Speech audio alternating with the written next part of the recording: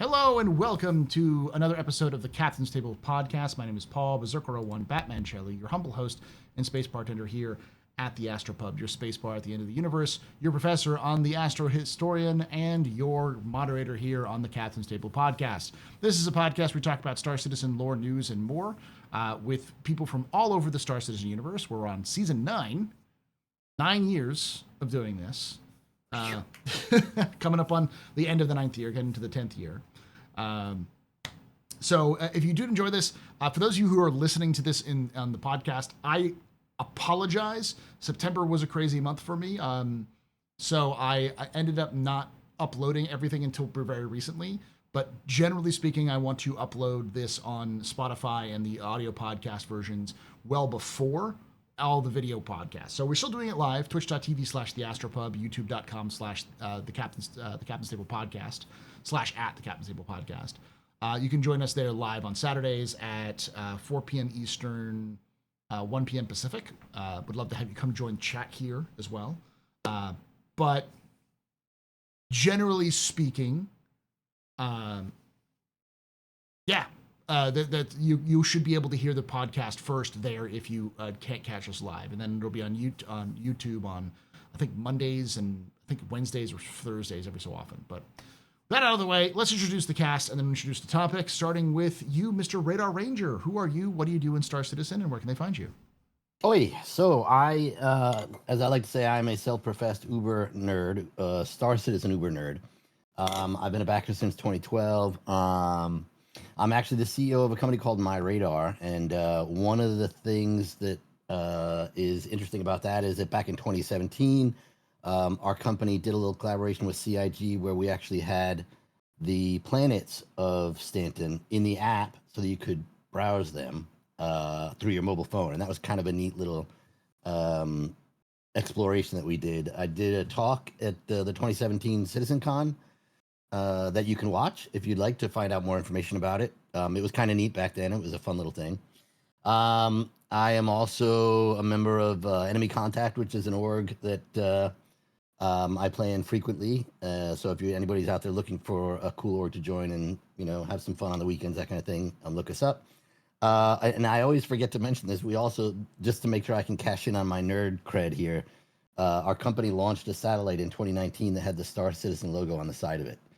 So sometimes you can say I've gone a little overboard, but anyway, yeah, you can find me on Blue Sky as A Green 123, I think, and then on YouTube I put videos up every once in a while under Radar Ranger. Awesome. And then we've got Mr. Cepheus. Who are you? What do you do in Star Citizen? Where can they find you? Hi, I am Cepheus. I am a longtime enjoyer of Star Citizen now. God, 6-7 years, something like that. Way too long. I am the leader of an org called Northern Star. That's kind of the main thing that I do. We're a growing kind of multi-focused org, whatever. You can find us, best way would probably be YouTube at Northern Star SC. And just see if you like what you find. It's the most I'll kind of go into it. Play a little bit of everything in the game, and I try to be kind of as well-rounded as possible, really, has been my focus as of late. But you can find me in Northern Star most of the time doing that. I do not really stream anymore on twitch.tv /Cepheus_TV. My name just _TV, but I haven't had time to do that in a while. Northern Star's been keeping me busy, but yeah, come pop in our Discord, say hello. Link is in that YouTube page.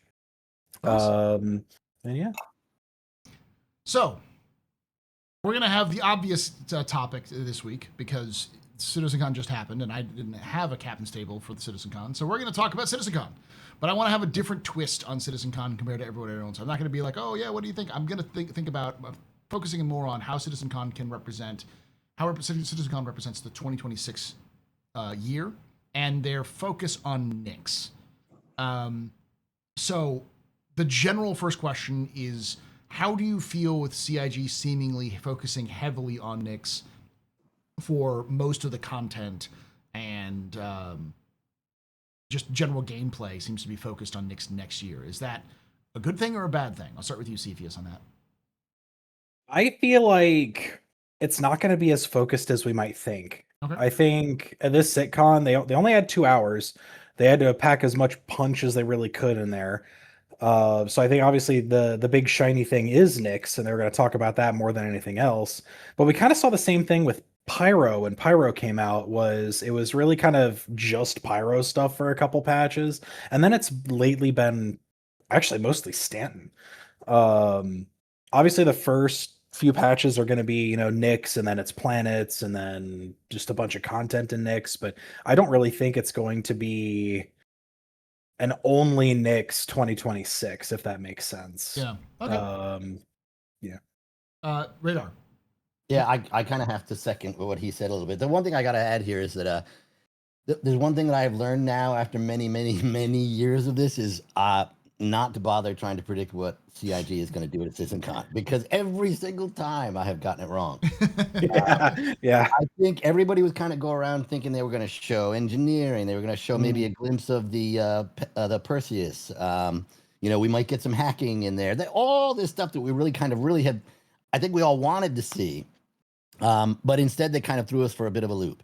I think we did kind of expect that we would probably see some Nyx in there, and that's understandable and expected, really. They showed it off. It looked pretty well done at the time when we saw it a year ago now. I'll be honest, even I thought the planets were kind of done with Nyx.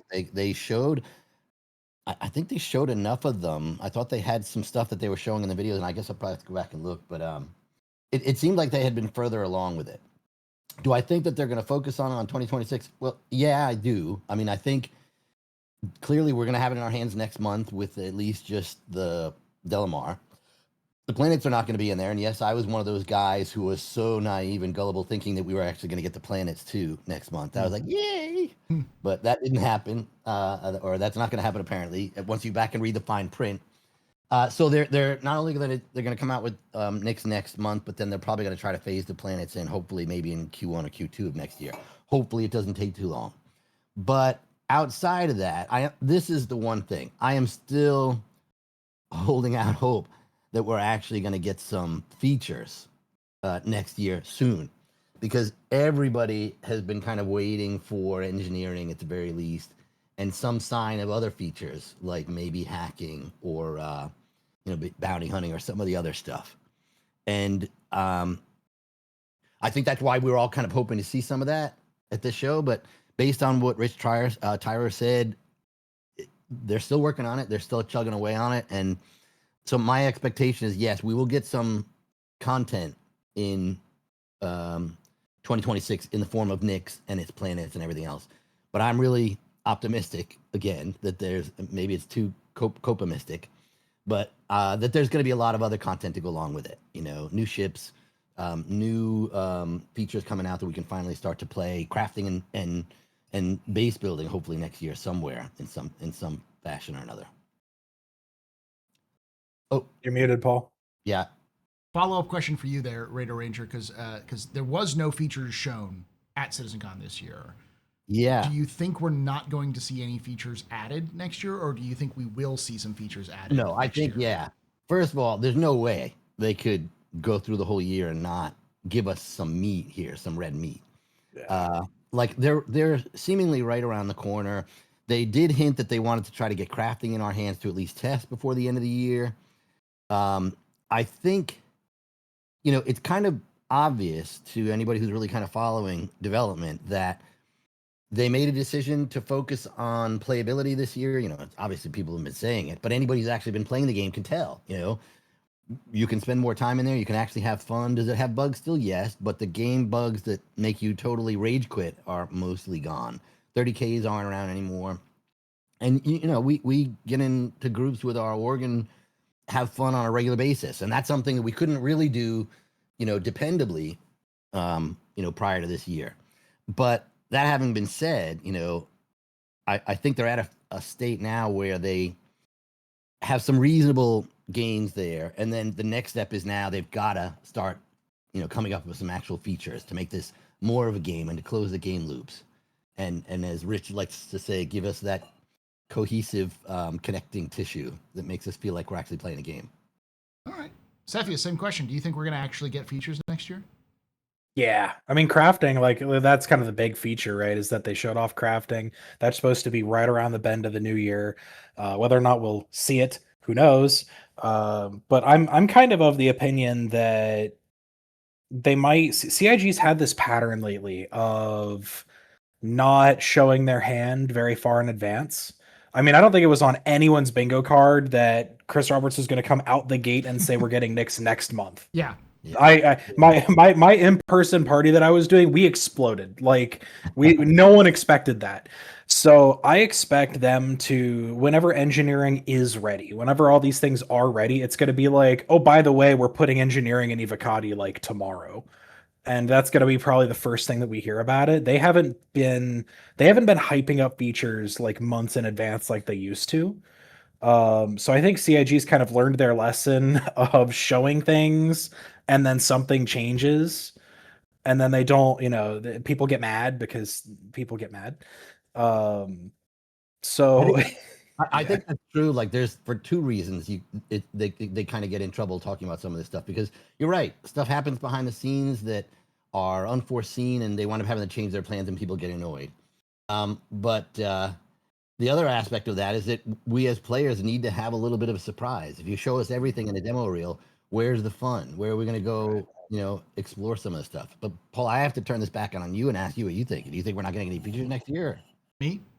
Yeah. Yeah. No, it's been an interesting conversation, but I'm torn because I do believe that CIG is currently working on the features, and it's clear that by the fact that they're all piling in, trying to get their tech preview out with all of these features. Because remember, they had a brief tech preview of Vulkan with new AI, and they talked about doing a tech preview for engineering, and now they're talking about doing a tech preview for crafting before the end of the year. And it feels like all of the developers are like trying to push to get their stuff in tech preview, and there's something that's slowing them down. So it seems like sometime by the next year, or around some point, we'll see some of these. But it's always important to remember that tech previews can often be 6 months ahead of the release. So if we see a tech preview of Vulkan in say this month or next month, then we might see Vulkan out by like March or April of next year. One of the things I wanted to tie in with that long string that I just came out with earlier was, yes, they've been putting all that effort into getting rid of the bugs and making things work properly, but I think they're applying that ethos to the features as well. So rather than being forced to say, okay, we're going to release, engineering in Q3, and then they get up to the crunch, there were delays and issues that they had to work around that wound up making it, impossible to deliver. Instead of pushing it out and on a rush just so they can say that they kept the schedule, they're just not telling anybody what the schedule is. And they're just continuing to crank on them until they work out enough of the kinks so that they're confident releasing it to the point where people can actually have fun. And I think that's a smart move. It sucks because it kind of makes things, it leaves us up in the dark as to when things are going to be out. And it does make us wait a little bit longer, but at least then when we get it in our hands, it's not going to be half-baked. The other thing I wanted to add is that there is a logical technical path to how they're doing all of these tech previews. Okay. The Vulkan tests that they did, they needed that stuff done and tested before we can even get Genesis. The Planet Tech definitely has to have the newer optimized versions of the code base for Vulkan in order for us to be able to get that stuff. So, it seems like there's a logical path to the things that they're releasing in a tech preview. And the Vulkan stuff is they're probably about to come back with a second pass on that so that we can see how that works. And then, hopefully by next year, once they get that into the live mainstream, then we can see, the rest of the Planet stuff. All right. Yeah, no, it's for me, it's just a matter of not if we're going to get it next year, but when we're going to get it next year and how much we're going to get. Because the other thing to remember is that CIG is so concerned about stability, as you were mentioning. Like, they want to make sure when it comes out, it's good. So that the big thing is going to be, can they make it work to their standard, to their level? That's a really big thing. So that's why I'm a little more. like I know a lot of people will see like, oh well, we might get all these, but I wanted to like put people like we may get some of these features at the end of of next year. So don't like put all of your chickens in the roost. Don't be like, oh, we're gonna get it. It's gonna be like March or January. It's like, no. I wish I was wrong. Please prove me wrong. Even I don't think it's gonna be in January, but Yeah, but hopefully like it's not December 31st. no, but I mean, like, I wouldn't be surprised if we have a new, if we have another like October runs by and we still don't have engineering in the game. God, It's that possible. would be possible. really It sucks. detrimental, I think. No, I think it a lot sucked, of but it, a lot of it depends on when exactly they drop Squadron in the year. Mhm. Because if they drop Squadron in like Q1, Q2, which I'm not expecting them to, but if they did, then that's going to free up a lot of developers to help just start pushing Star Citizen hard. If it releases November, December next year, which I think is personally a bit more realistic, yeah. then I don't think it's going to be as featureless as a year that we've had this year, but definitely not. They're not going to be cranking the high horsepower stuff until they get Squadron out. You know, it's evident. It's funny you mentioned the Squadron 42 aspect of it. It's evident that a lot of the stuff that we're getting now are from the teams who actually have been able to migrate off of Squadron 42. Clearly, they're not at the point where they're adding any more levels to Squadron 42. So all the content we're getting with Onyx and ASD and what's the new one that they just came out with, the headhunter missions, all that. Specifically, Hyperion Yeah. was the first mission that was designed and written and made by teams that came fresh off Squadron 42. That's why it's such a sharp increase in quality over even the prior Onyx stuff.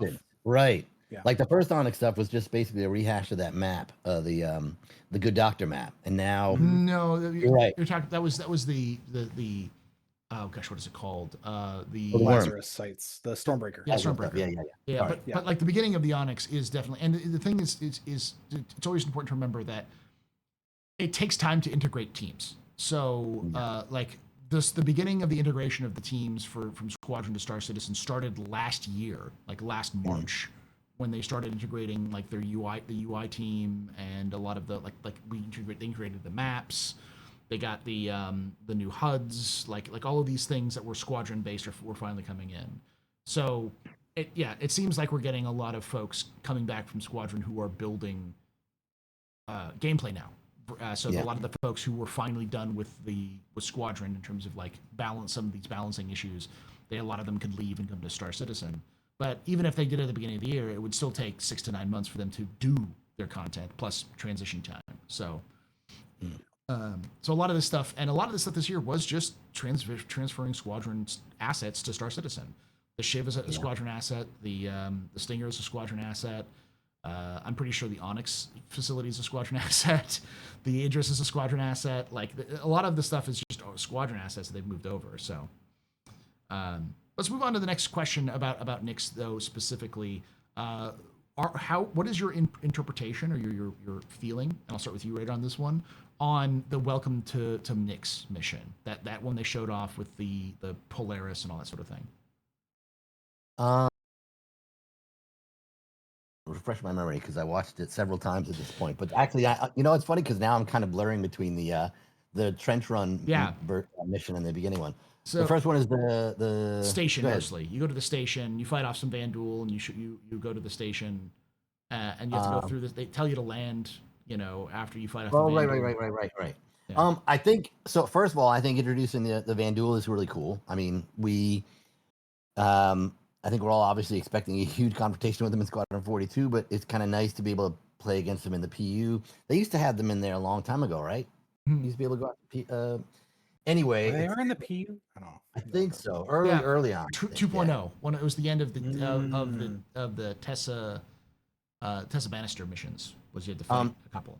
Honestly, just overall, I think they're on the right path because just like any other game and any other MMO out there, you've got to have things to do in them. Up until now, we've kind of had this empty universe that's basically an open sandbox where we kind of had to make our own content. And they would have little things, like Jumptown, for example, that would drive us together and want to fight each other and stuff. And that's fun, but it's short-lived. It's not, it doesn't have a long-term playability because eventually, it becomes boring and people are looking for something else. I think having these, non-events in the game, these persistent things that you can do that are perpetual, that you can always go in there and play and have fun. The more of them they have, the better off we all are, and I think it's a great idea. It basically is building the universe and putting in-game lore-driven. I don't know what the hell you'd want to call it, but dungeons or missions. The dungeons and missions, yeah. Yeah. Into a game where people need to be able to have something to play, and it works. What's interesting about it is they're cool. They introduce you to the lore. You get to see a little bit of new bits of the game that we haven't been able to see before. It also helps encourage players to test various components and see ideas slowly integrating the new ships, strategies, and all the NPC stuff that they've been putting into the game. Now, with the rewards that you get out of it and everything, it's actually driving people to go do these things and test them out. So I think it's a good idea. I think they're on the right track with doing it. I think it looks like it's going to be fun, and if it's half as good as the Onyx stuff, it should be entertaining. Sevius, your thought on that first Welcome to Pyro, or I keep saying Welcome to Pyro, Welcome to Nyx mission. What are your thoughts? I kind of mirror a lot of what Radar Ranger is saying. I think that honestly, kind of for me, it's also blurring into everything else. From CitizenCon. That mission itself was not really a highlight for me, but I feel like they're holding a lot back from what they showed us, and just using the precedent of the Project Hyperion stuff. If it's anything like that level of quality, then I will be very pleased. Basically, no matter what.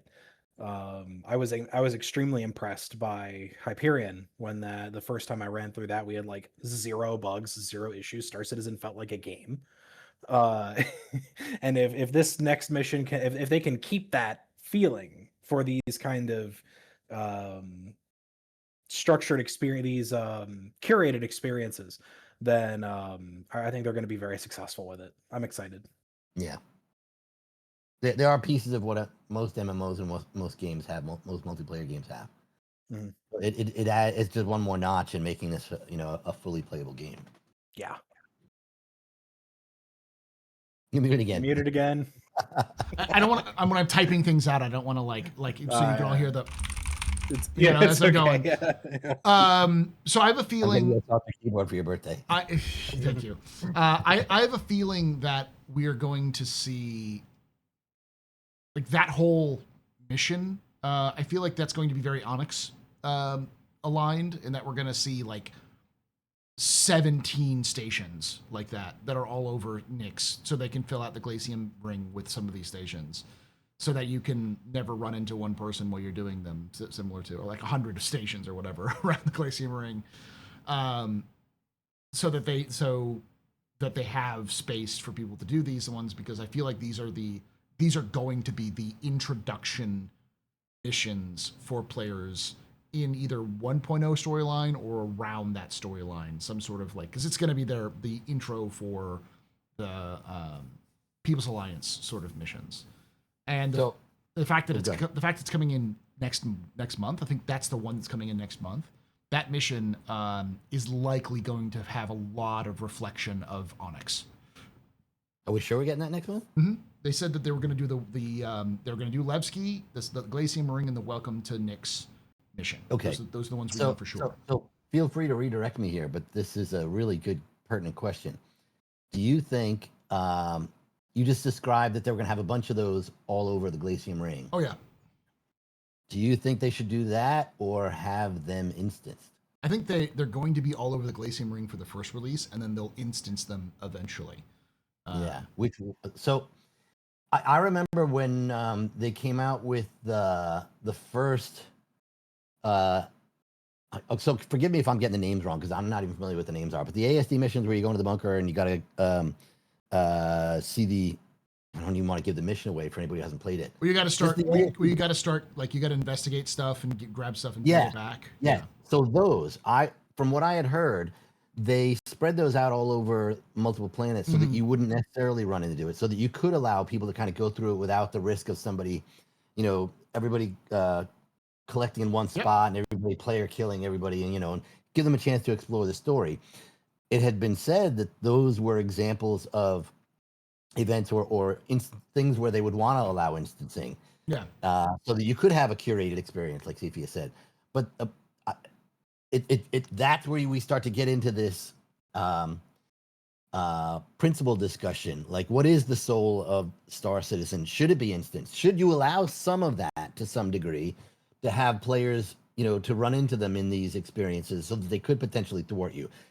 Just every once in a while, not to the point where you're guaranteed to run into a giant slugfest every time, and what is the word where you go grief fest? Grief fest. Yeah. Should you be guaranteed to have a handheld ride through the whole thing, or should there still be a little bit of a risk that you might run into players? I mean, that's a question, and I think the answer is quite honestly, especially when you're doing narrative content, that CIG has to instance that.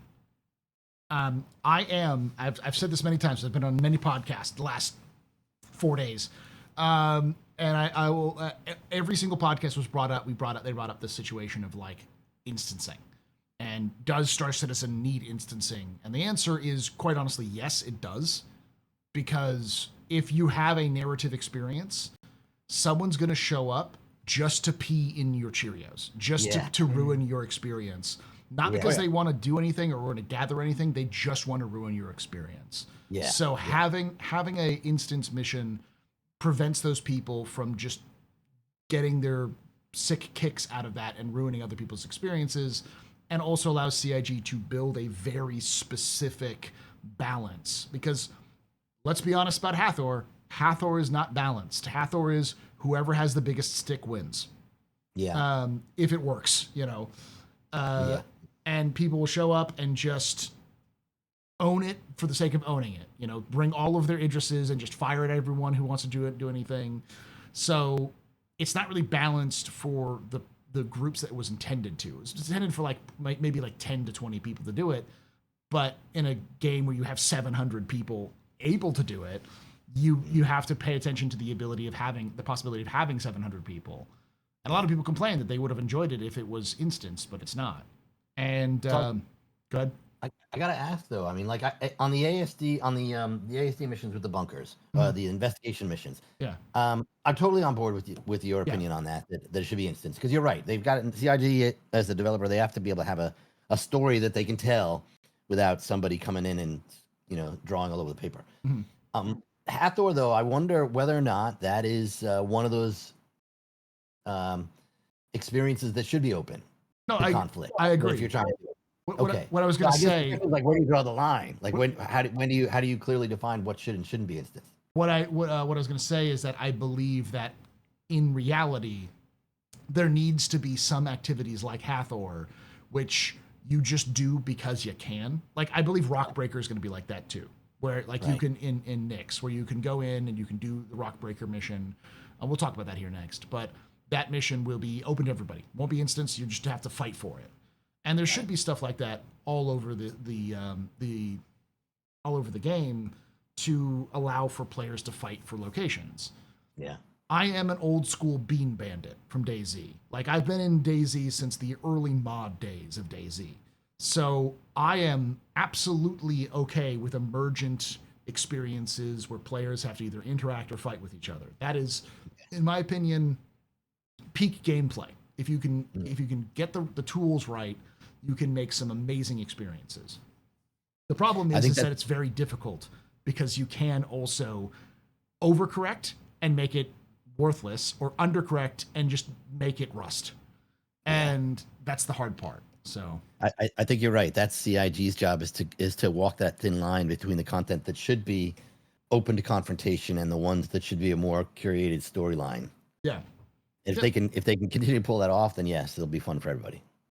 And so they need to have the problem is that they don't have the tools to do those sorts of things yet.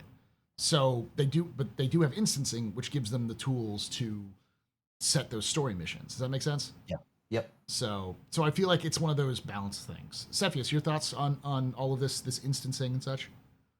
I I like kind of what they're doing with it, where some things are open, some things are not. I actually think Hathor is a decent example of something where instancing isn't really required. Hmm. I kind of like seeing two orgs kind of grab what they can muster and just slug it out. I mean, I brought 8 paladins there today, and it was amazing. Um, no one else showed up in force though, which kind of sucked. But I wanted like an Idris or two to show up. It would have been great. But a good example of content, I think they're already trying to implement some of that design ethos of limiting players in an area. If you look at, I'll try to avoid spoilers for the excavation site, but the entrance to the excavation site is like a choke point. Mhm. It's got an airlock that you can only really fit 4, 5, maybe 6 people in there, and then you have to close it and you get through, and then that area is locked off until you're done. And I noticed that last night when we were going through it, and I thought that was a great piece of like naturally limiting the number of people. And in the future, they're going to do that just with instancing. Um, I'm sure you could fit 15 people in there if you tried, but like the way that they're handling that now, so you can't just steamroll, the boss fight with 30 people, I think is good. And I think instancing's a good idea. Like has been said, as long as it's not overused. That's definitely it could damage the togetherness feeling of the verse, sharing the verse if they overuse it. But for a lot of their missions and curated content, they definitely need it to prevent people from pissing in your Cheerios constantly, because they will. Yeah. Though I am, of course, of the belief that the reason why we're hearing about all these instant content is because it's done or almost done. Yeah. So Yeah. the stuff that they would be using for that sort of emergent gameplay would be things like crafting and base building and those sorts of things, which would force players together, a la Eve Online style. And they just don't have that yet. I mean, they don't even have the social tools yet. That's the thing that Yeah. drives me crazy. Is that like they didn't That- even talk about the So social that is tools. one thing I really hope they're actually still aggressively working on, because Yeah. that is like the biggest thing. That is like revolutionary if they Yeah. can get that in game, because that's what really seals the deal on making it a playable social game. Right Yeah. now Oh my God. global chat is just too I'm not having a good time with words tonight. It's too flat. There's no substance to it. Yeah, there's no. It's one dimensional. We need Yeah. more levels and stuff like that. And Yeah. and Yeah. I this is a desperate cry. If anybody at CIG is watching, please share this clip with them. But with your bosses, which is social tools are needed before any of this major content that you want to release in Nyx should be released. Like that tactical strike thing they showed off the end. Could you imagine doing that with the current social tools? That would be impossible. Without knowing friend or foe. No friend or Yeah, let me foe, paint- breaking half the Let me time. paint. Let me paint my org ships in our colors, man. Come Yeah, on. like just some kind of basic organization would be nice. It's so important for a game like Star Citizen, especially if they want to do these sorts of instancing. So, but let's move on to talk a little bit about the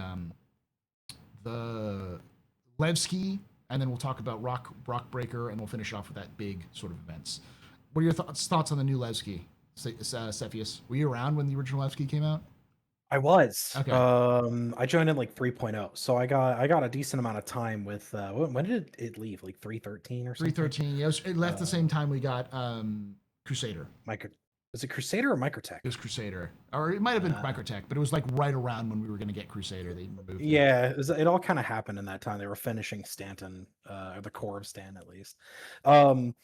I'm excited to see it. I see a lot of, through what CIG has shown, I see a whole lot of new things. I see a lot of things that I recognize. I really hope that they've kept enough of kind of the bones of old Levski that going there is nostalgic for the people that have been with Star Citizen since the original Levski.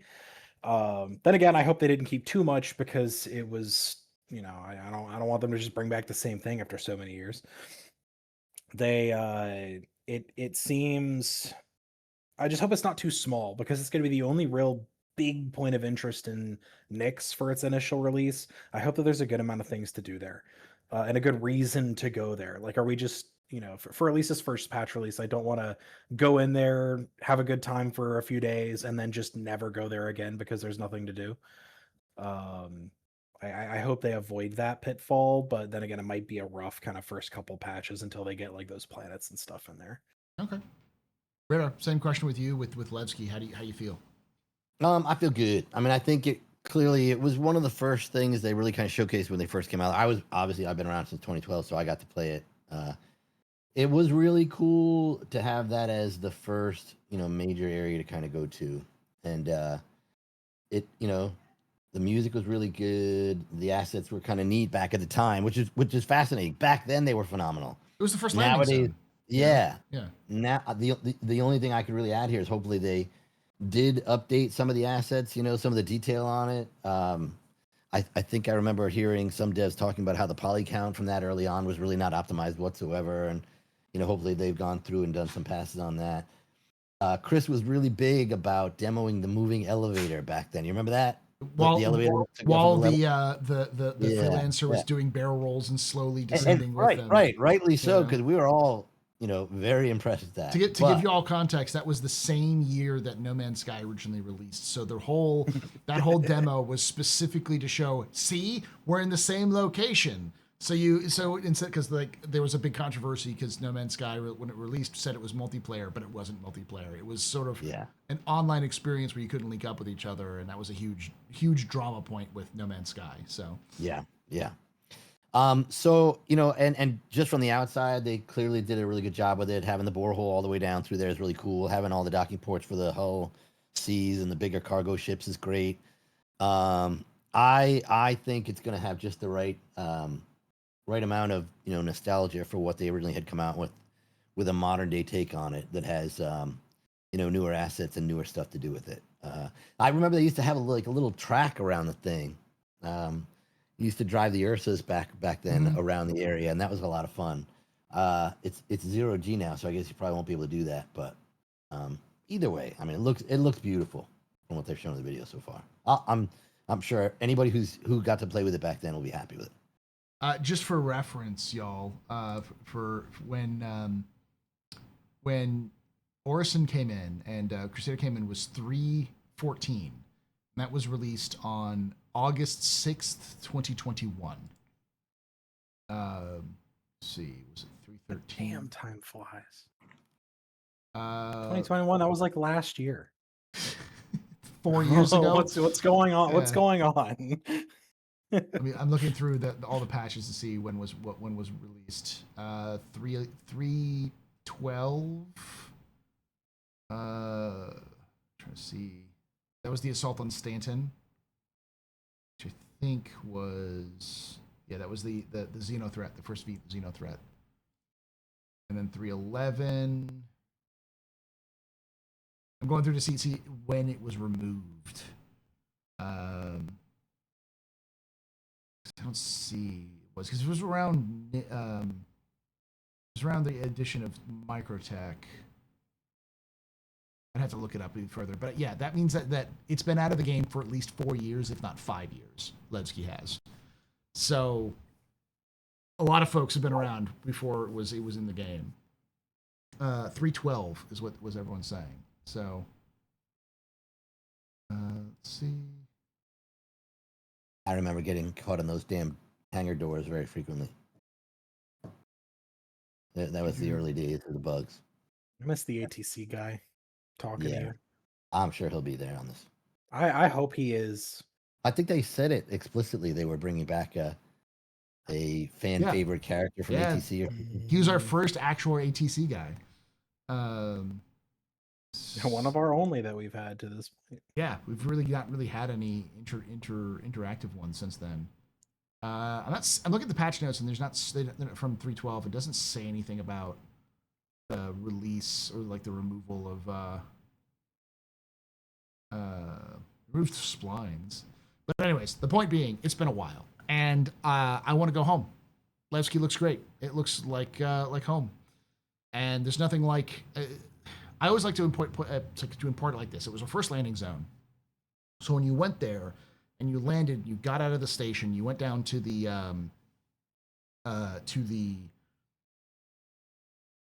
to like the entranceway, you're meeted with Lobby this or something. gigantic statue of Anthony Tanaka, and it says "Remember Anthony Tanaka," and you're like, "Who's Anthony Tanaka? What's going on?" It's the first time you encounter something like, "Oh, there's a story in this game. There's like a universe. There's a background that you don't know," and so that in my opinion was the thing that made so many people sort of love it, because it felt like the first place that had flavor, that had something Character. different. Yeah. So yeah, I think you have things like the Grand Barter.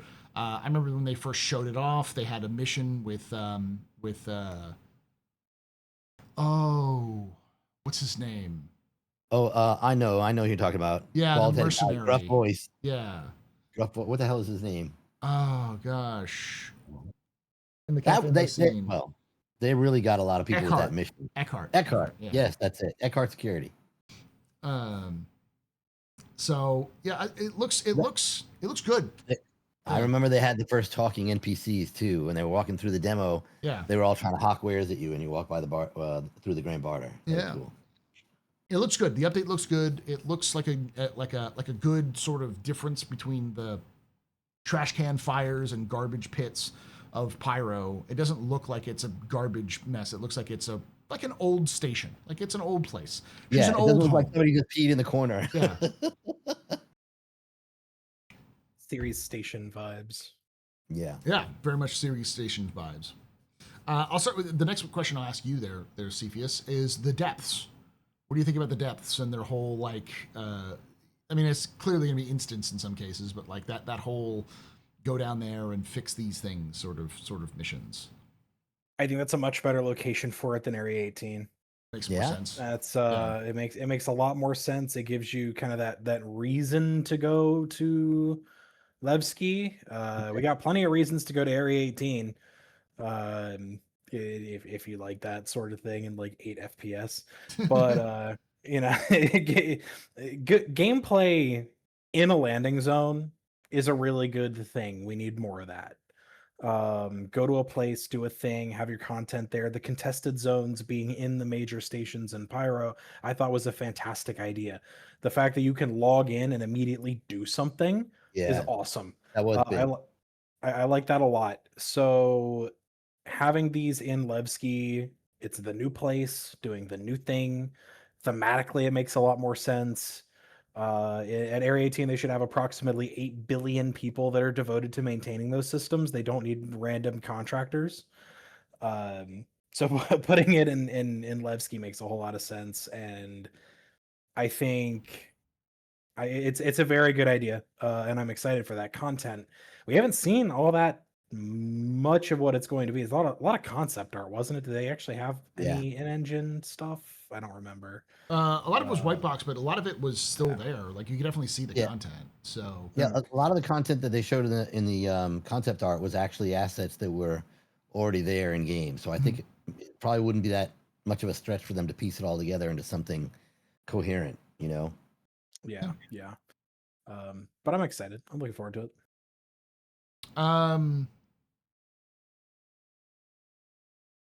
Greer, same question to you. Depths, like it. Yeah, I would agree. What didn't he have a different name for it? I think he called it the municipal works. Works. It's called the municipal works. Yeah, the depths. It does make sense. I think the depths are still going to be an Area 18 thing, because I mean, like, to be fair, I think they're going to also have municipal works in Area 18. But like, I think that they're definitely trying to pull Necromunda vibes with Area 18, which is a 40K concept where like instead of playing it with these big battles between these different huge. It's sort of a miniature one. It's like, what happens if you have gangs inside of these gigantic arcologies, which are so old that they're like the centers of them are filled with ancient technology. So these gangs like try to fight for power over these like effectively steam rooms over the course, and that's sort of the vibe they're trying to go with the depths and with the municipal works here. Honestly, I think there's a more practical reason for having them. You got to have something for beginners. You got to have them a place to start off. It's very daunting for someone who just gets into Star Citizen. It can get a little overwhelming to expect that they're gonna, immediately get their hands wet and jump into a ship and start flying all over the place. They have no idea where to go. They have no idea what to do. If you build that content from them with something that's on that landing zone, they don't have to travel far. They don't have to worry about flying a ship. They don't have to worry about navigating all the ESOP terminals. All you have to do is have an NPC that says, "Hey, if you want to earn a quick buck and learn the ropes, go here and do this." It's right on station. It gives them a chance to get engaged in the world, see which landing zone they engage with. They're probably going to let you pick that stuff in the same way that some of these other MMOs let you pick a race or a starting area. It's going to be the same with Star Citizen, where you probably will pick a starting zone based on character, and being able to go down there is a good place for starting players to kind of learn how to do some of the basic things like working their tools without the stress of, oh my God, I'm going to crash into an asteroid, So I think it's going to wind up being all over the place. I think it just happens to be that Levski lends itself well to it because it already has the underworld stuff. And it looks like a lot of the assets that they're going to be wind up, using for that are already kind of there, and they don't have to craft anything new and crazy for it. I think I think it's a good thing to have for everywhere, for all of the locations. Awesome. Yeah, I like the idea. It feels like a very rational, reasonable thing where it's like, hey, we're gonna have a contractor go down and figure out how to turn on the power or turn on like the water or whatever. So like they can just it's a repeatable thing. It's not something so it feels more like a dungeon where it's like, oh yeah, you got to go periodically and deal with this. Yeah, like even on Area 18, you could just have an NPC that says, "Yeah, Mac's schedule got screwed up today, and we need you. I need you. Yeah. You're the contractor on call, man. Come on."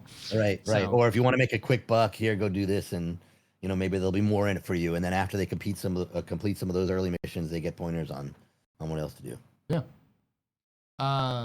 I like it because it feels a lot less combat focused and more puzzle focused. It's like go in, fix this problem, kind of like how the Onyx missions, not the Onyx mission, but the Hyperion mission, where you have to like all these different steps to go through and like break things and reset other things and fire this gun and all these sorts of things. It's much more mundane rather than like, than just do shooting, shoot. It's conducive to learning without the stress. Absolutely. Yeah.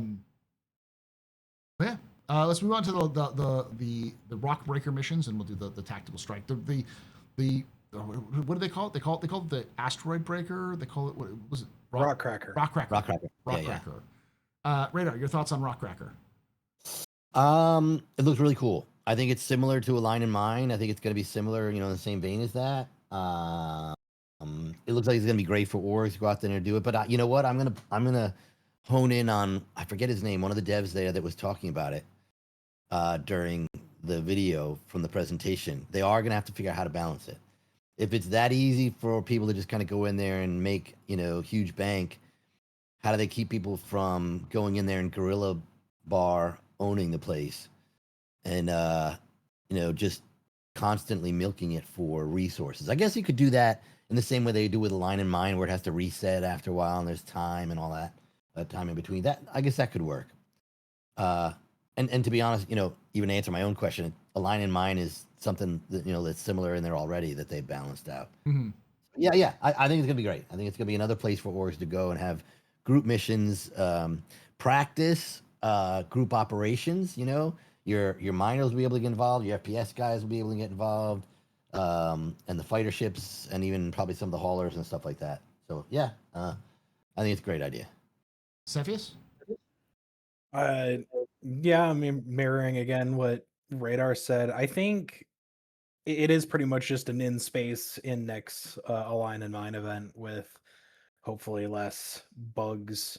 I in general am particularly, I'll talk about this more when we get to the whole tactical strike groups gameplay, but I'm a huge proponent of any multi-discipline gameplay things where I need to get a mining team together, I need to get a navy team together, I need to get an FPS team together, and I need to get groups of people from multiple different gameplay disciplines and multiple different preferences to come and tackle one objective as a team. And that is a lot of fun. That's like peak org gameplay right there.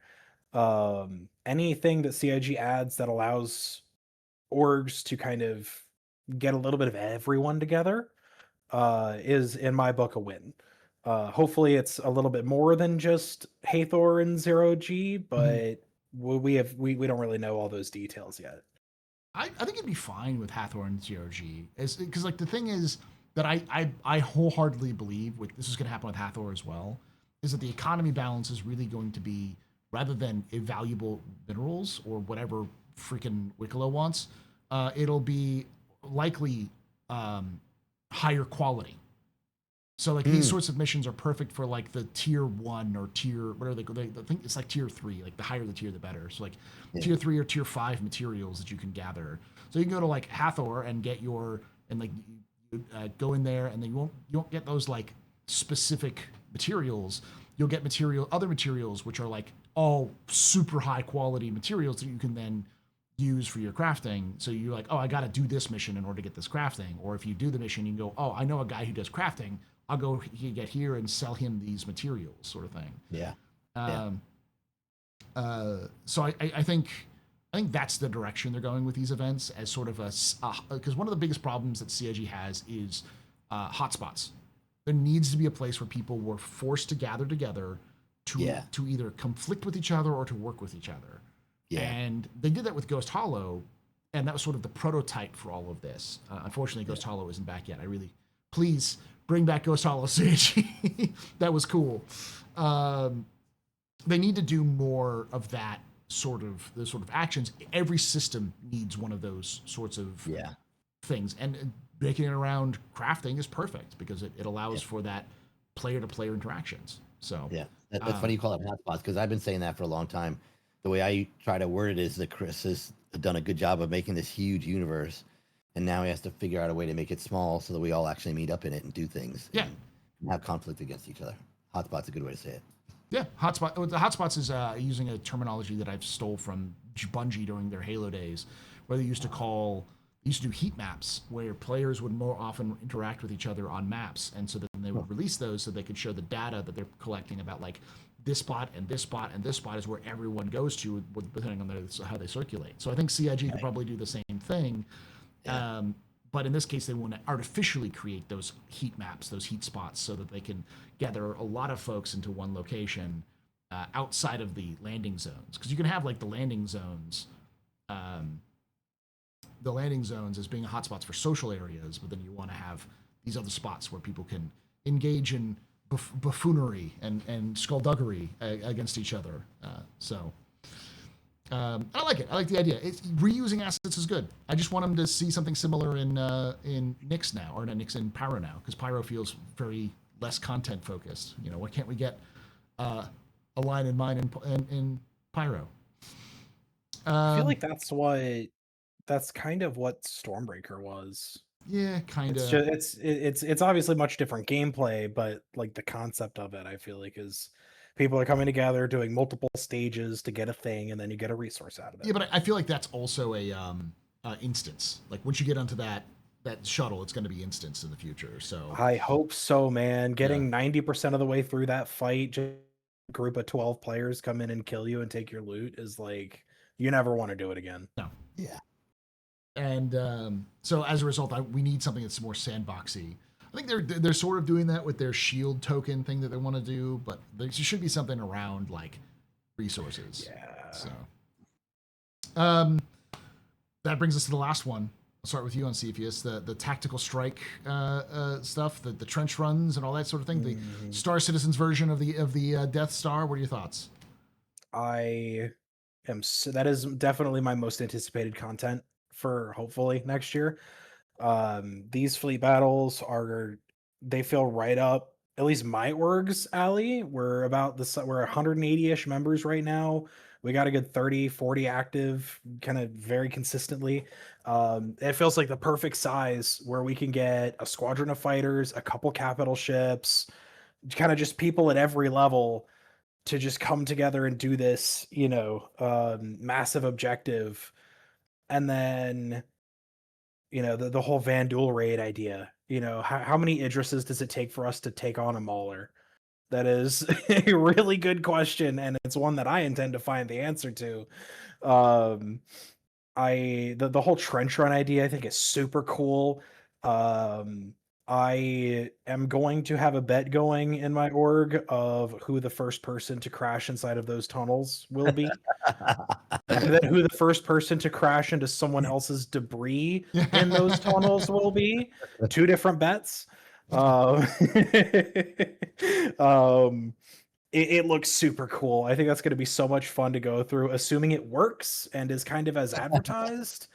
That whole thing with a Vandal fleet battle to top it all off, man, that's going to be Kiss. Ooh. that's going to be peak Star Citizen right there. If that is a real potential to be kind of everything that we've all dreamed this game would be one day. In that little package right there, I'm so freaking excited. Radar. Yeah. Enemy contact's got to be psyched for that, right? Absolutely. It looks fucking cool. I mean, you can't say it any other way. Whoever came up with that idea at CIG, whoever the dev was, nice job. Bravo, yeah. You combine everything. You get the lore for all of us old guys who really wanted a trench run in a game. Bring in the capital ships, having roles for everybody, forcing people to learn strategy instead of brute forcing it. Being able to have a little segment of the mission for everybody, the capital ship guys, the fighter pilots, even the logistics guys who want to do the reload stuff, depending on how that is going to work. And the ace pilots who want to fly through the trench. Like, nice job. And of course, like Cepheus said, closing it off with a Vandal capital ship. I mean, wow. There's one thing I have to say here, though, and I'm going to look the camera right in the eye. You cannot have a trench run without VR. So whoever is working on this stuff at CIG, you have got to get VR working soon so that we can play this with that. That would be insane.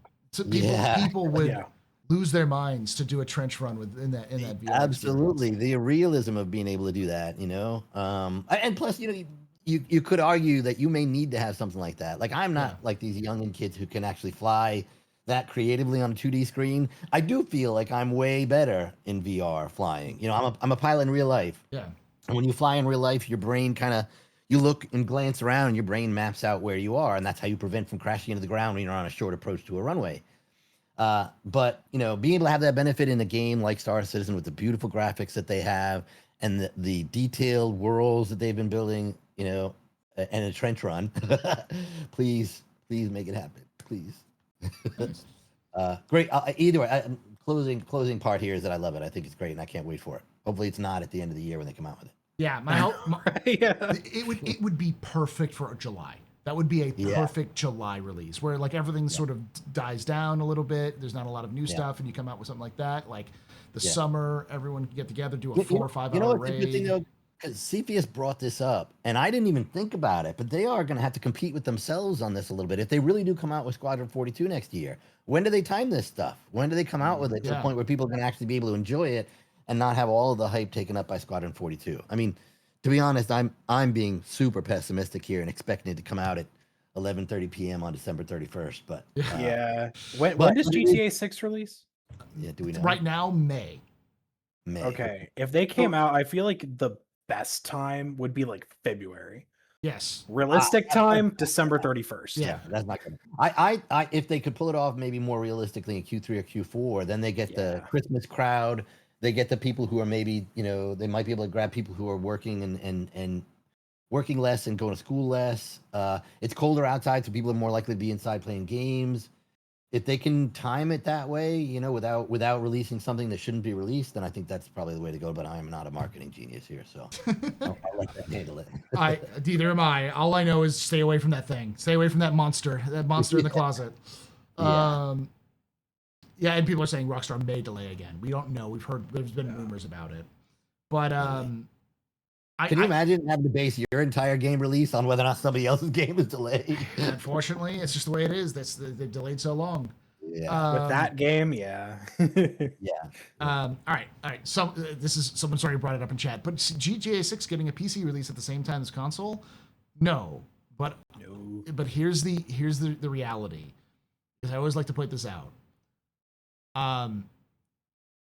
When you release a game, most people only have money for 1 or 2 games a year. That's money the and reality. time. Money and Money time. and time.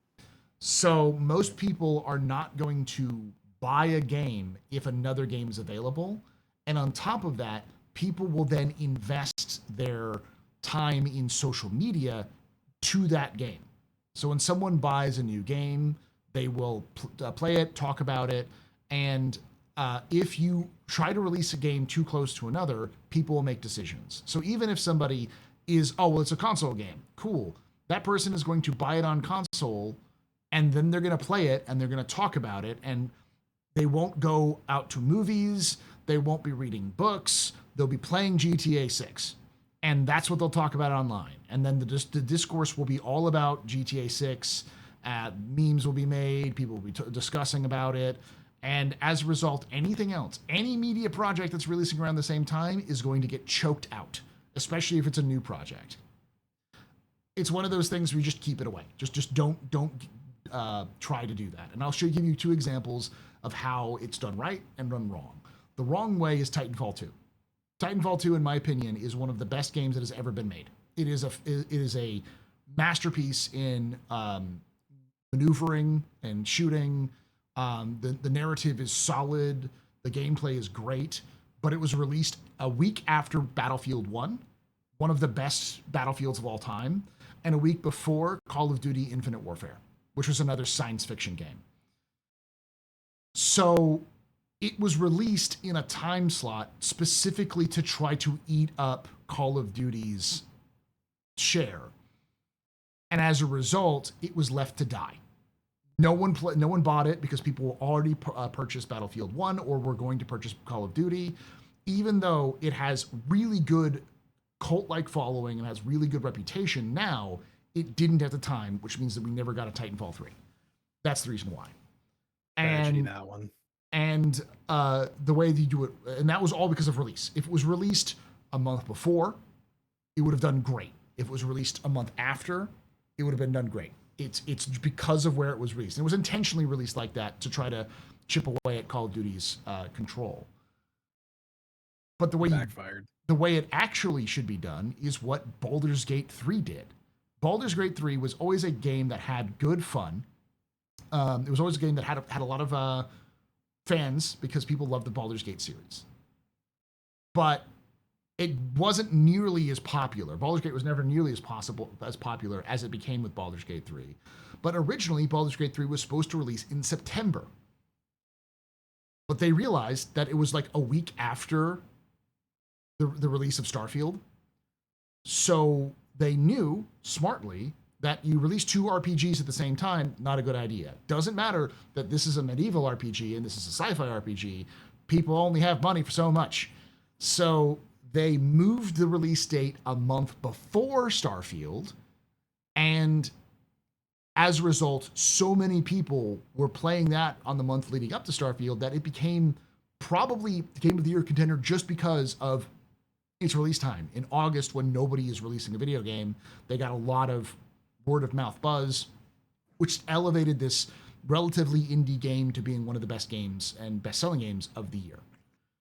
And I know people will say, well, Starfield sucked. Starfield was hyped to hell and back that time. It was so, you couldn't get away from it. People were talking about it all the time. And it was, so like, it was a smart move because of they were afraid of the attention. I think if they had done, they probably would have nearly got as much hype if they had released after Starfield, because it just, people would have been too burned out about stuff. Also, BG3 was the best game of all that year. But the problem was that if you can create the best game of all time, if you release it at the wrong time, like Titanfall 2, no one remembers it. That's the key. And that's the reason why CIG has to steer away for Squadron's release, away from GTA, because it needs to have its own cake. It needs to be able to have a chance. And its own spotlight, yeah. You know. So that's a good way of putting it. Yeah, even Helldivers do release no. That's why I think as Cephia said, February is a good time. But I think that's right in that I believe that this mission that they're going to be doing, this tactical strike mission, is being created because they want to test out that sort of multi-tier gameplay and different ships doing different things, but also because they want this to be done before Squadron releases. Because if they do this before Squadron releases, when Squadron releases, you can say, hey, you want this experience, but with all of your friends? Do you want to fly that capital ship? Do you want to be that Marine? Here you go. Online. Go do it. Go fly your Gladius through a trench run kind of thing. So I think it is a fantastic move on their part. I think it's going to be a fun game, and the big thing about it is it's almost certainly going to come out sometime in the middle of the year. Because they didn't say end of the year next year. They said like middle of the year next year, which means it's probably going to be delayed beyond its initial one, but yeah. As long as it's next year, I'll live. Yeah. If it's 2027, that's going to hurt. Yeah. If they play their cards right, and again, I don't want to Monday morning quarterback for these guys, but if they play their cards right, they could have a good, consistent stream of content all the year through. We were a little bit teased this year because I think a lot of us had these high hopes and aspirations that they were going to come out with engineering or some other game mechanics early on. And we were forced to kind of have a bit of a drought for a while. The content that they came out with, like the Onyx missions and the ASD stuff and everything else, they have definitely helped. And they've clearly worked for them because it's brought in, more backer money, and playtime is up, and, everybody's, generally enjoying their gameplay more. But like if they can hold that momentum and now fertilize it with, all of these extra gameplay features and fun events that people really enjoy, and then we'll talk about, to other people who aren't in the game and recruit more people and bring them over to the cause. That is a strategy that if they can pull it off with a little bit of thought and effort into it, that's a great way to continue to grow the game next year, so that they see, they want to bring in more money than they did this year, and they're going to set records as it is. Yeah. All right, leave that off on your interpretations. Like, is next year going to be a good year for Star Citizen? Cepheus, what do you think? Oh, that's a hard one. That is a really hard question to answer. I'll throw the hardest one, which is, all right, do you think it'll be the year for Star Citizen next year? Man, you made it worse. Yeah, yes. You had to make it worse. Yes. Man, I think honestly, crafting is going to be a bigger deal than people are kind of thinking. That's going to tie a lot of the game loops together and give people a reason to play more than they are right now, and longer. That's a big thing. Is right now all the game loops, except for the kind of sandbox activities that we have, outside of those, all the game loops kind of exist in a vacuum from one another. Cargo doesn't touch mining unless you're selling your mining goods. Mining doesn't really touch anything else. Salvage doesn't touch anything else. Everything kind of touches cargo a little bit, but we're ignoring that. Bounty hunting doesn't touch anything else.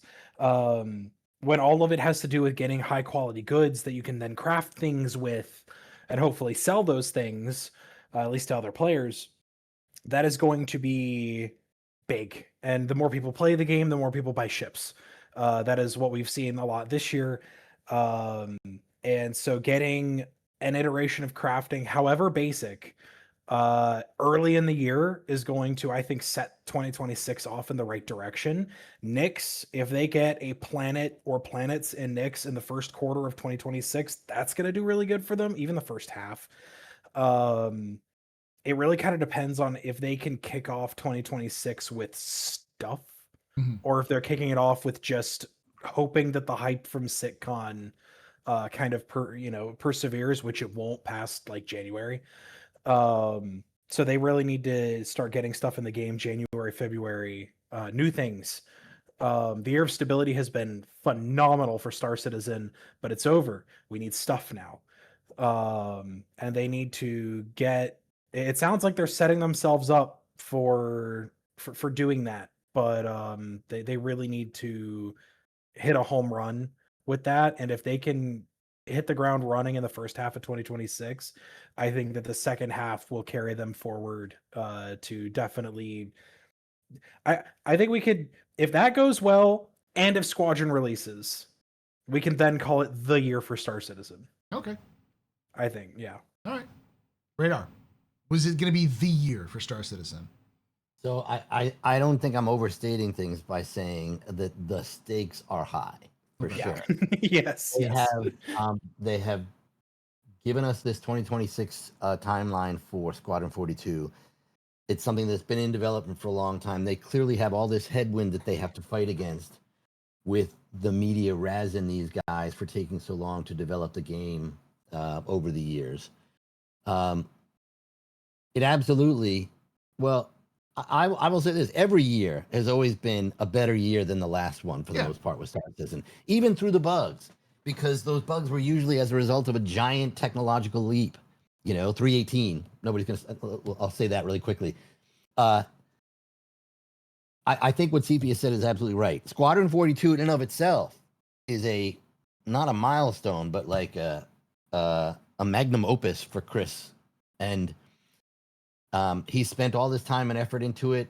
The characters and the actors in that game, have on their own, like, burst into stardom with all the awards they've won in the movies that they've done. They've all become huge stars since they first started filming it. Not that they were small to begin with.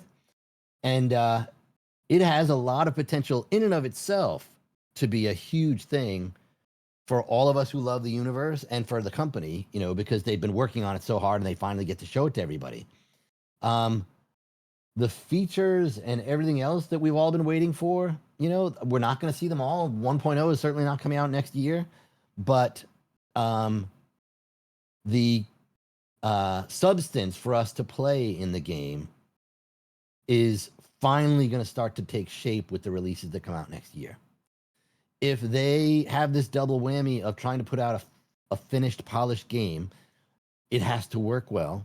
It has to beat the rap of being buggy by, working flawlessly when it comes out. But it also needs to, not only does it need to make them tons of dough, it's got to serve as a funnel to get those people into a longer term commitment like Star Citizen and keep the magic going. And that's only going to happen if they have a engaging, compelling game for people to go play that doesn't boot them out, from crazy bugs every 5 minutes, and has something to keep them engaged, to want to make them play, and everything that we've talked about is going to play a role in that. The crafting mechanics, the social tools that make you realize that there are other humans there, and having that human connection inside the game. Those are all things that all have to be there. So do I think this is going to be the year for Star Citizen? It is absolutely a contender for sure because of all the converging events here, and I think Squadron 42 is a big driver behind that. I And at the risk of running long here, yes, next year could be the year, but then so are the years after that when Star Citizen version 1.0 finally come out. So yeah. I think a big ticket item that might really elevate 2026 is if they do get base building out. Base building, I could see, like, I know at least through anybody that's active in my group is like, I'm probably going to see activity in my group like triple when base building comes out. Yeah. Assuming it's good, it obviously has to be good, but that's going to be huge if they can get that out between crafting and base building. Yeah. Totally agree. Those are gameplay loops that involve just about everybody, defense, resource gathering, the people who like to take it slow and go at their own pace and build things and create things, and then having a place for your org to gather, having a place for people to gather, have a place for people to have confrontations.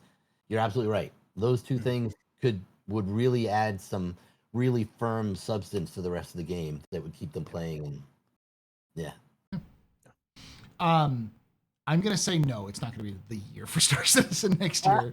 1.0 is going to be that question was bait. Yes, it was. 100%. That question was bait. That's rude. Yes. I think 1.0 is, but I do think that it's going to be, it has the potential to be the biggest year for CIG. Every year has been better than the previous year, but with the combination of Squadron coming out and with Nyx being fleshed out, because like I'm going to go on a limb here and say, with the way that they're doing Nyx, they're going to do Castro next year. Castro's coming out next year. That's just 100%. There's I'm no way hold it's you to not. that. Yeah, because I would love to see that, but I Well, I mean, And it they need, probably- to be honest, they need to, because they Yeah. they can't go a whole year in between every system. That's No. not going to work. The No. question is, will the technology be up to speed to the point where they can start to get more to the point where saying, okay, create and wave the magic wand and have these planets automatically create without having to go through all the technical hurdle of getting the technology to work.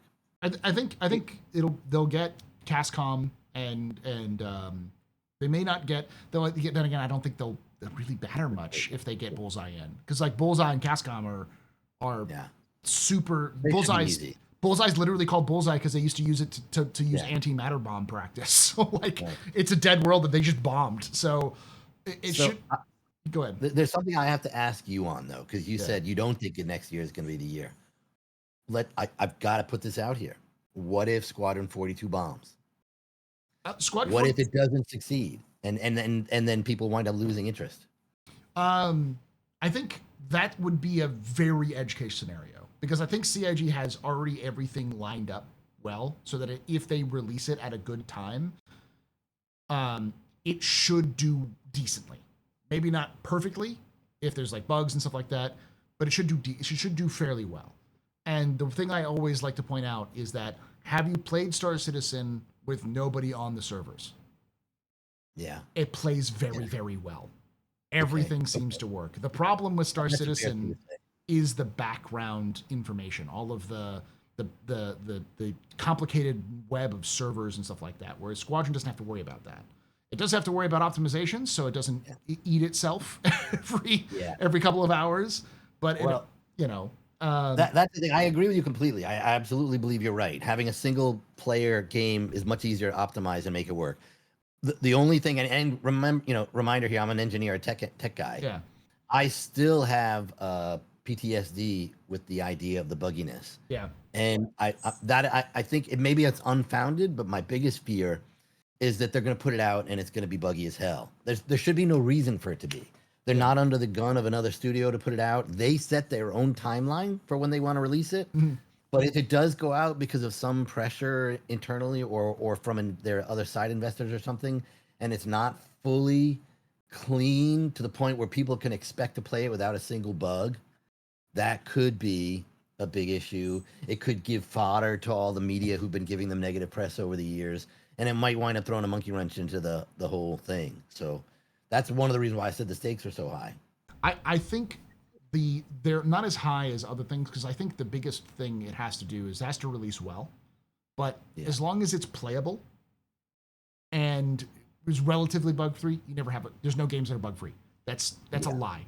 Bugs will exist all the time. Maybe not bug free, but few A bugs. solid experience The elevator's got to work. where the issues aren't causing you to either get out of the experience or to completely not be able to play the game.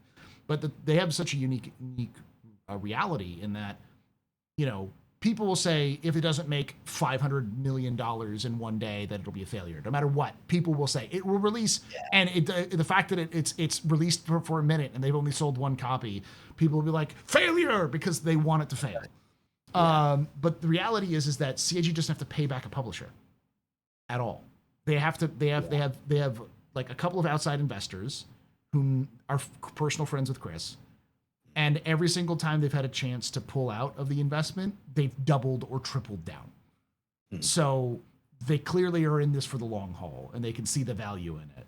There's no way they're going to pull out if Squadron does okay. I have a feeling that's like, and even if they do, it's not like it's the end of the world sort of thing. I think the big thing is that as long as they do well, they review well, and they continue to sell over a long period of time, that's all they need, because they don't have to pay back a publisher for all their investment. So if it's a success over the course of 12 months, then it's a success. That's the key. But what if the game isn't good? What if it's more than a walking simulator than a game? That's not the case. It's not a walking simulator. We've known enough that it's not going to be a walking simulator. Like if you've seen how they're making the game, it's definitely going to be a single player cinematic experience.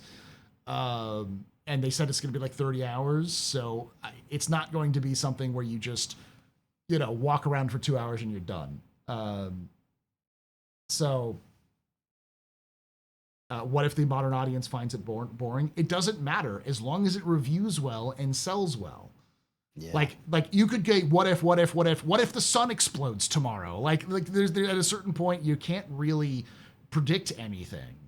But based off of what it has right now, it has everything in its favor. It's got big name actors, so people will be interested in it. It's got intriguing graphics and gameplay that we can see from the reaction to the prologue that they showed. And it's coming at a time when there really isn't a lot of space games.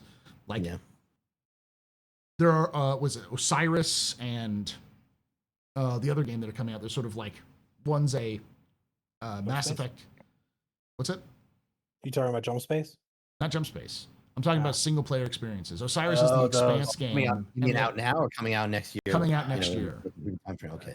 Exodus and Exodus. Both of those are examples of there's clearly an appetite for space games, single player space games, a la Mass Effect.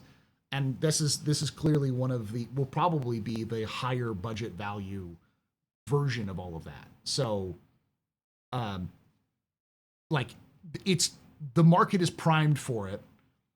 The actors, the like all of the. How many of them have won Oscars by now? How many of them have won Oscars? We have Gary Oldman. Gary Oldman. But I mean, you also Andy Serkis. I think he's won an Oscar, but he won an Oscar before that. Like, and Jillian. I don't think Jillian's won an Oscar. But like, no? but yeah, she got something for The Crown. But my she point there is they have a lot of stuff. Star power. Yeah, they have a lot of accolades that they can use to boast the content. Just from the actors. Yeah, and my point being is that it's unlikely to fail based off of those stats alone. Like, as a result, it could happen. Again, Star Citizen could stop making money tomorrow, but is that likely? No. What do you think about the story? Did they pull it off? Like you supposedly know the script. I know I don't want to hear it. La la la. The story is fine. It's not. Yeah? It's not revolutionary. It's fine. It's not cringe. It's not cringe. No. It's. I would say like a. It takes more risks than your typical Marvel movie, but it is very much modeled after that sort of like fun summer blockbuster popcorn sort of action flick. Okay. All right. All I want. Yeah. That's all I need. Yeah. I'm happy with that. It's an homage to 80s science fiction films. So it's like the funnest parts of 80s fiction, science fiction movies with the grit and grime of those same ones. So Star Wars the game, but it's the game you actually want to play. Kind of, yeah, but it's also it's the actual game. It's a story about an empire that's falling apart, with people trying to protect it, and a mystery that's you have to solve. Plus, the Vanduul, who are always omnipresent in the background, if not in the foreground. Like, it's got a lot of different layers to it, and it has a little bit of, from what I've seen and heard, it's got aliens, it's got Alien, it's got Blade Runner, it's got like the classic Star Wars, Expanse. Yeah, that's sort of all those sorts of things in there. Okay. But like, it's fine. Like, it's not going to win. No one's going to sit there. It's not going to win like an award for its storytelling, but it'll be good enough that people are engaged with the characters and the events. Okay. If that makes sense. The only thing that it could happen to cause it to fail would be its performance. That's it. Yeah. I think if the performance is bad, it's bad. Based off of the people I have talked to who have played the game at CIG, off the record, who talked to me about this, they've said it's fun. Like, good. It's really fun. It's a fun game. Good. So that's and these are folks who obviously play Star Citizen, but they were like, yeah, this is fun. It's really fun. It's just a matter of making it so it doesn't implode every couple of hours. I think time has been on their side, because the hardware, the base hardware and technology has improved enough to the point where the story and the visuals that they want to convey in this game are less likely to be, hard to obtain because of the hardware. Like, people are gonna have better graphics cards just because we've gotten that much further in the process. Yeah. So, I mean, and like you said, but I think as a result, to get back onto the last topic we were talking about, Squadron has a possibility of failing, for sure. Anything can happen. But given we don't even know it's going to release next year, for sure, if it does release, I have a feeling it will boost not only profits, but also recognition in Star Citizen. So, Yeah. So yeah, I am confident that it will be one of the best years they've ever had, financially, playability style. My only fear is the features. They got to get the features in.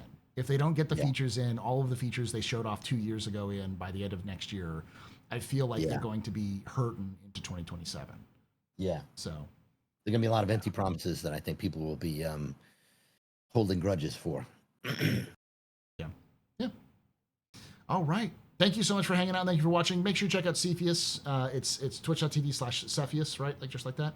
Cepheus underscore TV or YouTube / Northern Star. Northern Star SC. And of course, check out Enemy Contact and of course My Radar app. Get that, pick that up. I use it. I always like to say, when I first got it, it was giving me alerts for rain about 15 minutes before Google Weather would, and then Google Weather would do the same thing. It's like, oh, I know now what's going to happen because it was more accurate, quicker. When we control the weather machine, it makes it a little easier. Yes. To predict, So I use the weather app on the car. It is free too. Yeah, and of course, since they control the weather with their satellites, you have to get it because that way you can appease them and they won't then make the natural disasters happen to you. So do that. Get the hurricane away from you. Yeah. And of course, if you like this, make sure you, if you're watching this after the fact, make sure you hit the like button, subscribe for more content, and hit the bell icon to be notified when these release. Love to have you come in. Of course, there's a new hype button too, so if you want to hit the hype button if it shows up, I don't know if it will. Comment down below your thoughts on CitizenCon and its impact on 2026.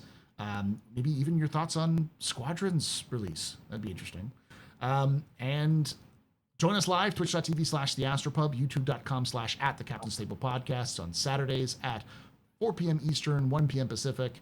You can join chat here as we move into our After Dark section with the question and answers.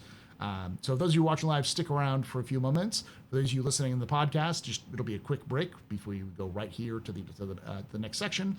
And for everybody else, it'll be out in a couple of days later if you're watching this on YouTube after the fact. But for now, thank you for watching. Thank you for hanging out. And like I say every time, hope to see you someday in the black.